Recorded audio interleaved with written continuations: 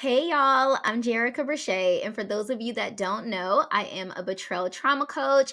I help women to navigate life after they've been cheated on or after they've experienced infidelity and betrayal.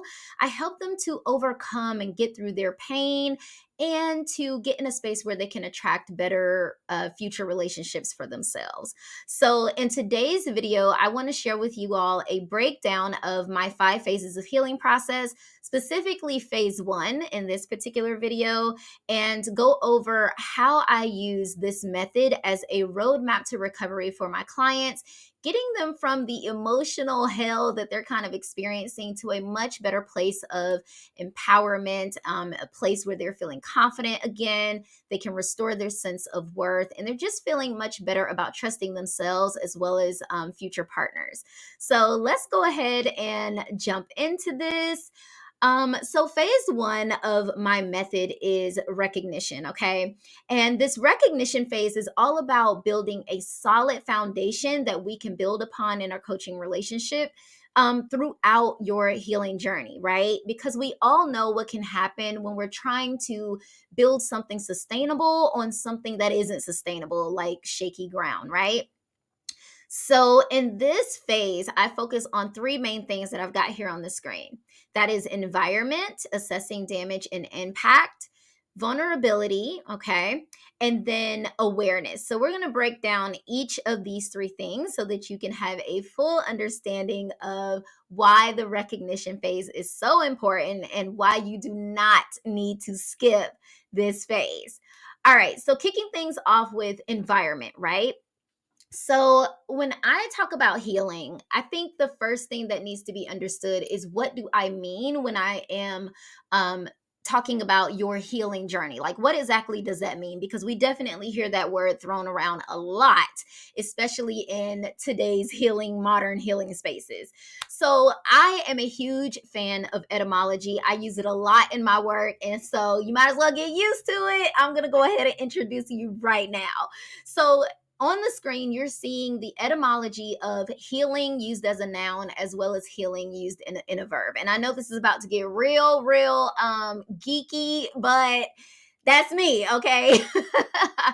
So, what do I mean when I say healing? Healing comes from the Greek term holos, okay? If we look down here, we can see the Old English, it means to cure, save, to make whole, sound, or well. Okay. So if we come down here, we can see where it literally says to make whole. All right. And if we're looking at healing used as a noun, it means a restoration to health or a restoration of wholeness. So when I'm referring to your healing journey, essentially what we're saying is it's a journey back to wholeness. Okay. And so that means that something was whole and then something happened and it broke, right? So in this case, you've been cheated on, right? So you were whole before that event took place. And then that impact, the trauma of that caused you to be broken.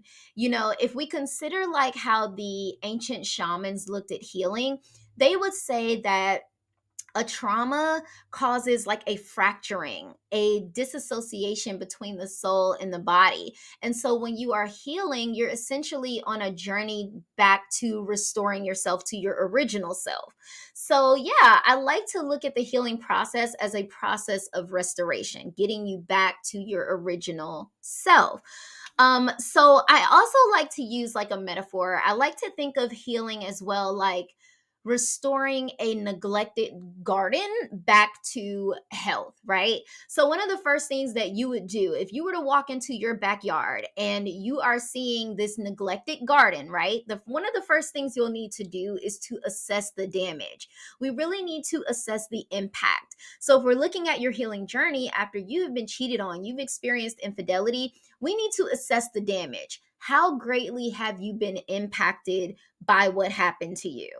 And the reason why this is important, y'all, is because we tend to overlook things that happen very common, such as getting cheated on. We really overlook the impact because of the commonality of the experience. We see people get cheated on all the time, right? It's all in our movies and in our entertainment. Even when we think of betrayal, we see betrayal used in, our books, it's in movies. And so I think that because it's so common, we tend to downplay or disregard how impactful this sort of experience really can be for us. So yeah, assessing the damage, looking at the impact, we're taking a look at our garden and we're figuring out, okay, what has been done here. 'Cause when I think restoration, I often think like doing a fixer upper, like HGTV, like we're restoring something, right, that's been broken or been damaged. And so if you were a contractor, you can't just jump in there and just start working on things when you have not assessed what the damage is. You have not really taken a look at what's going on, right?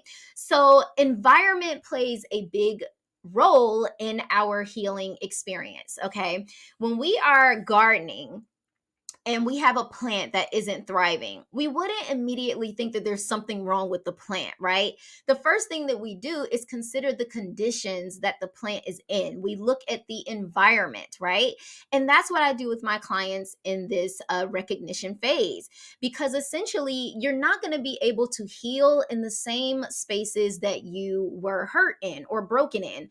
That's like an alcoholic trying to heal and overcome alcoholism, but they are in a bar every single day. I wouldn't say it's impossible, but my God, like you really be putting yourself through so much more work, than what it has to be if you were to be removed from that environment. Okay. So, environment plays a big part. And a lot of you women are really beating yourself up for not getting the results you would like to see in your healing journey, but you're not recognizing that you're sort of working against yourself if you're not in an environment that helps you to thrive, if you're not in an environment that's conducive to growth. Does that make sense?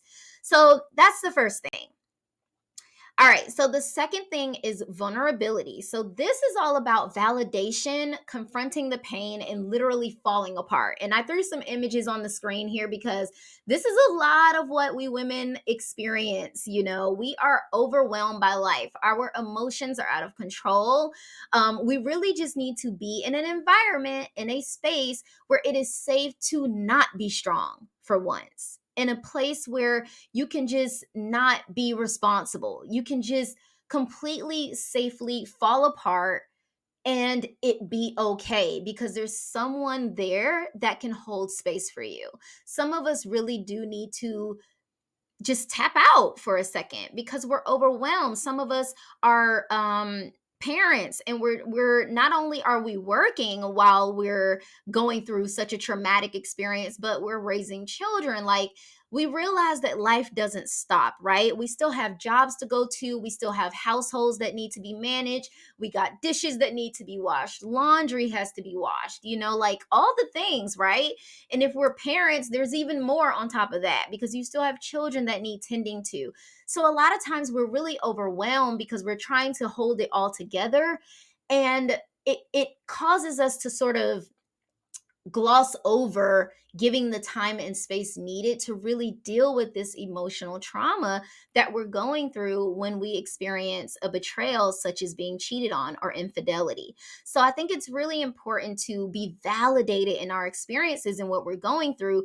And a lot of us need that because, as I stated in the last slide, the commonality of cheating and infidelity will have you thinking you shouldn't be as affected as you are. And again, we end up basically putting a band aid over something that needs stitches or something that needs surgery. Does that make sense? All right.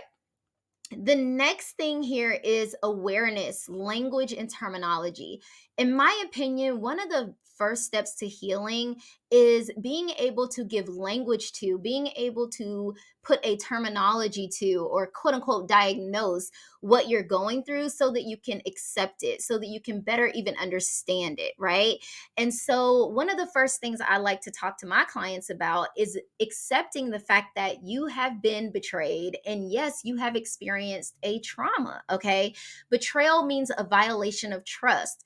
And so, if you were with a partner with the understanding that this was supposed supposed to be a monogamous relationship, and then they show you something that violates that trust, that belief, that's going to cause some issues for you, you know?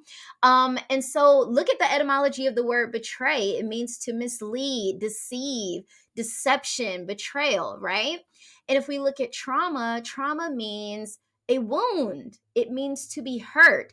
But the thing about infidelity and betrayal trauma is that it's not a physical wound that you can see. And that's why we need validation, because you don't really have any evidence or proof to just show somebody, hey, I'm hurt and this is how impacted I am by this situation. So that's what makes a lot of us women not feel validated in our experiences after we've been cheated on. It's because we don't have anything physical that we can show. It's a very invisible wound because it's on the emotional and psychological side of things.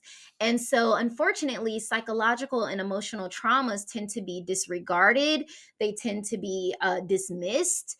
And a lot of us really struggle with navigating through it because we often don't feel like we have a right to be impacted in such a way. We think that we are being weak or that there's something wrong with us because we can't just pick up and continue with our lives. Does that make sense? So, having the language and terminology to really put a name to what you're going through and to be able to articulate it and express it really helps a woman to feel validated. And that's something that I do with my clients in this recognition phase.